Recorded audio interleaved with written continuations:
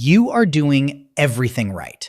You track your calories, you lift weights consistently, you walk more than ever before, your face looks leaner, your arms look sharper, your chest is tighter in your shirt.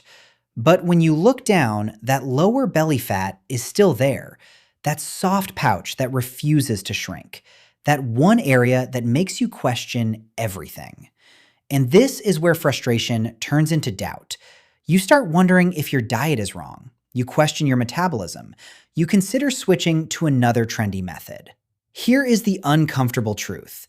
Your body does not care where you want to lose fat. Fat loss is not democratic. It does not negotiate with your mirror. Your physiology follows a hierarchy.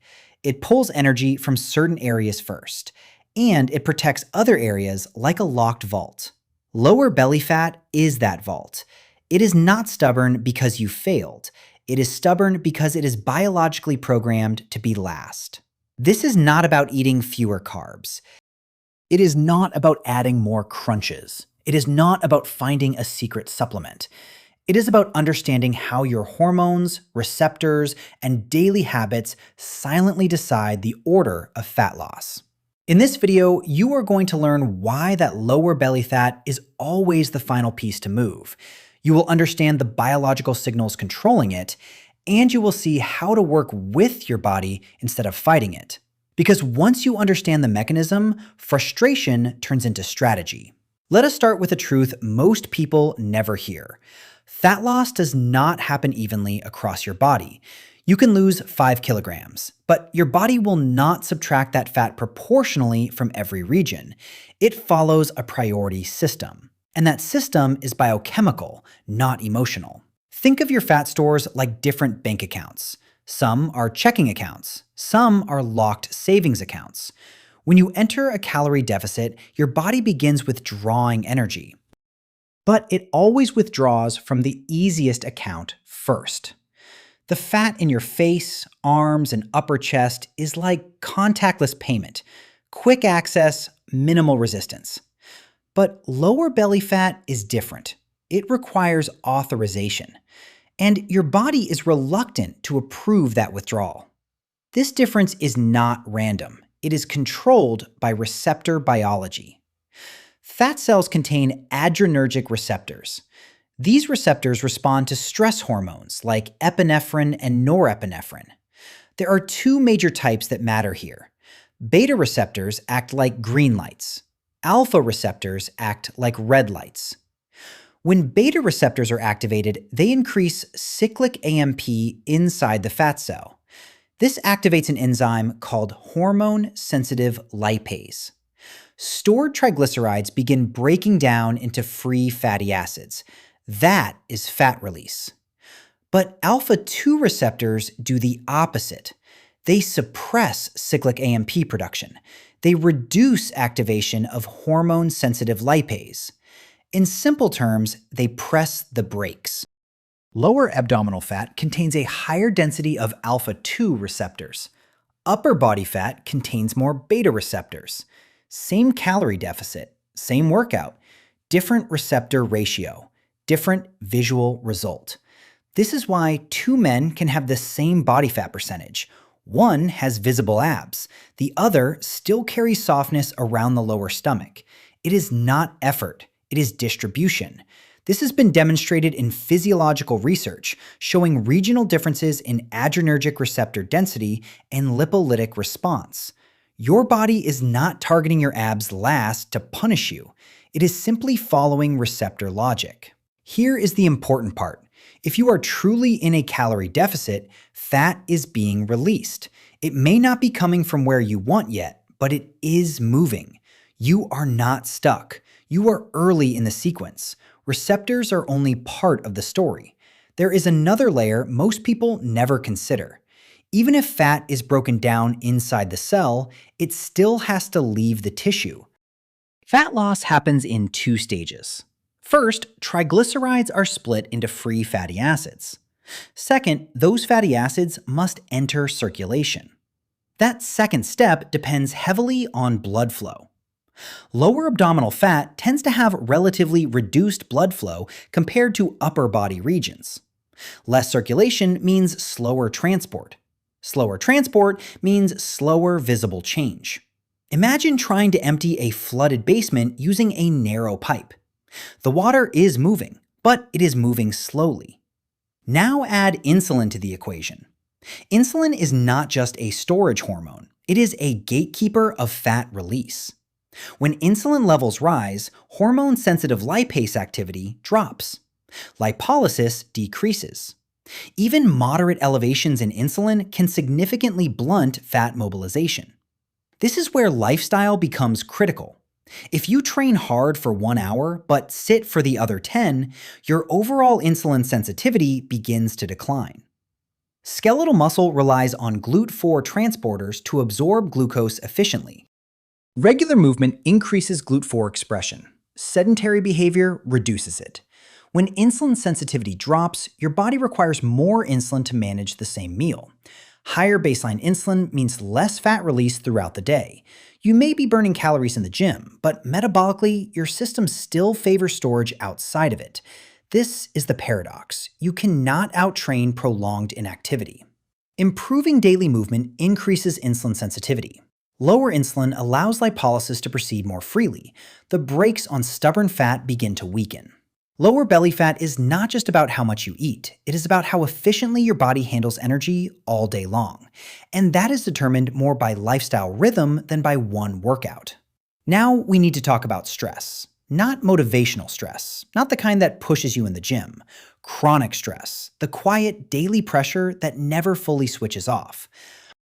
When you are under constant stress, your brain activates the hypothalamic pituitary adrenal axis. Adrenocorticotropic hormone is released. Your adrenal glands secrete cortisol. Cortisol is not evil, it is protective. It raises blood glucose through gluconeogenesis in the liver. It mobilizes energy so you can respond to threats. It keeps you alert and functional.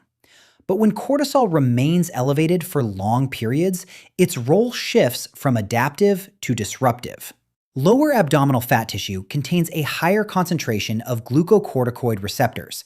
That means it responds strongly to cortisol signals. Cortisol increases the activity of lipoprotein lipase in central fat regions. Lipoprotein lipase facilitates fat storage. So while cortisol can help release energy acutely, chronically it biases storage toward the abdomen. Now combine elevated cortisol with elevated insulin. This is a powerful storage signal. High stress often leads to poor sleep. Poor sleep raises cortisol further. Cortisol can increase cravings and impair insulin sensitivity. It becomes a loop. You try to diet harder, you train more intensely, but your hormonal environment is signaling protection, not reduction. From an evolutionary perspective, this makes sense. The abdomen protects vital organs. In times of uncertainty, the body favors central energy reserves. You cannot bench press your way out of chronic stress. You cannot cardio your way out of 5 hours of broken sleep. Lower belly fat is not just about calories. It reflects your stress physiology. When stress is managed, cortisol rhythm stabilizes. Morning peaks become sharp but brief. Evening levels decline appropriately. That is when the body feels safe enough to release deeper reserves. Fat loss accelerates not because you trained harder, but because your system stopped defending itself. Now, let us go deeper. Even if calories are controlled and stress is moderate, there is another regulator that quietly shapes your midsection: sleep. Sleep is not passive rest, it is hormonal recalibration. During deep, slow-wave sleep, growth hormone is released in pulses. Growth hormone supports lipolysis and muscle repair. At the same time, testosterone production depends heavily on sleep quality. Reduced sleep duration lowers circulating testosterone within days. Testosterone is not just about muscle size, it influences fat distribution. Lower testosterone is associated with increased central fat accumulation. Less testosterone means reduced muscle protein synthesis. Less muscle means lower resting metabolic rate. Lower metabolic rate means energy surplus becomes more likely. Now, combine this with fragmented sleep. Late-night screen exposure delays melatonin release. Emotional stimulation raises evening cortisol. Eating heavy meals close to bedtime elevates heart rate and core temperature. Your body may fall asleep, but it does not enter deep restorative cycles efficiently. The result is subtle but powerful. Growth hormone pulses weaken, testosterone trends downward, cortisol rhythm becomes flattened, and a softer midsection persists. You may be executing your diet perfectly, but your hormonal orchestra is slightly out of tune. Sleep is the conductor. When sleep quality improves, testosterone stabilizes. Growth hormone pulses strengthen. Cortisol regains its natural rhythm. The body shifts from defense mode into adaptation mode. Lower belly fat does not disappear overnight, but the environment that was protecting it begins to dissolve. And that is when biology starts cooperating with your effort instead of resisting it. Now we arrive at the part most people underestimate: time. Not days, not weeks, but sustained exposure to a deficit long enough to reach resistant depots. Fat loss does not occur in a straight line. It follows a curve. In the beginning, changes are visible quickly. Glycogen drops, water weight decreases. Upper body fat responds rapidly due to favorable receptor ratios and better blood flow. This creates momentum. But as total body fat declines, the process slows.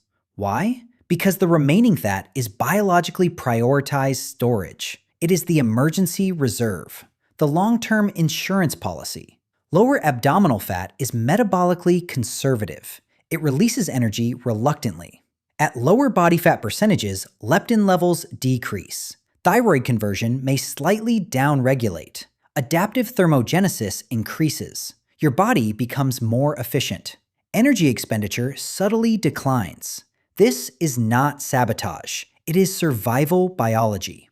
Now here is where most men fail. They see the slowdown. They interpret it as failure. They switch diets. Keto this month, fasting next month, high-carb refeed the month after. Every time calories rise significantly and consistency breaks, insulin increases. Lipolysis decreases. The biological vault closes again. All major diets work under one principle: a sustained energy deficit. Methods differ, mechanism does not. The mistake is abandoning the process before the resistant depots are forced to yield. If body weight trends downward over weeks, if waist circumference gradually tightens, if strength is mostly preserved, the process is working. The mirror may lag behind the data, but physiology follows numbers, not emotions. Lower belly fat is rarely a diet problem.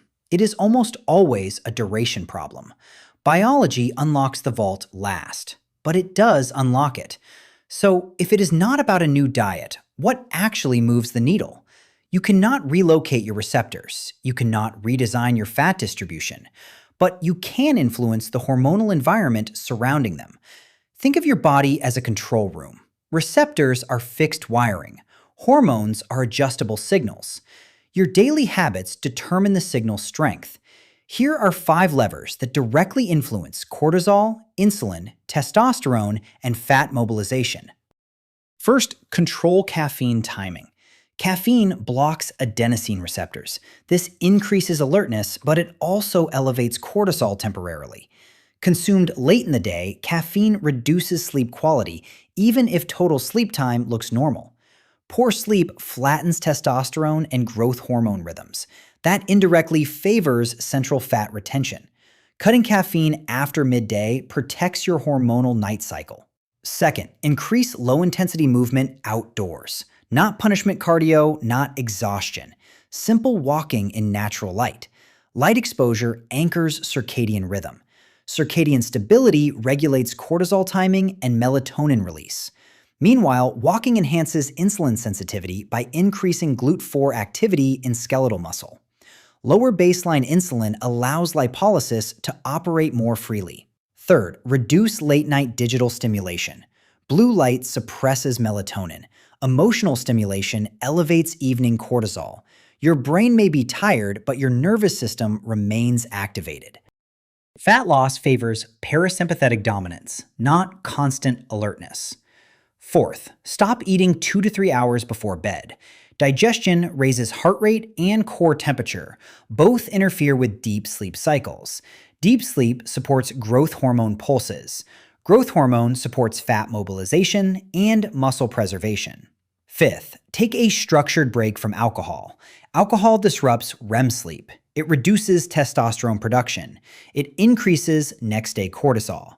Even moderate intake can blunt recovery and metabolic efficiency. None of these habits are extreme. None require supplements. None require biohacking rituals. But stacked together, they shift your hormonal baseline. Lower cortisol variability, improved insulin sensitivity, stabilized testosterone, restored growth hormone rhythm. You are not attacking lower belly fat directly. You are removing the signals that defend it.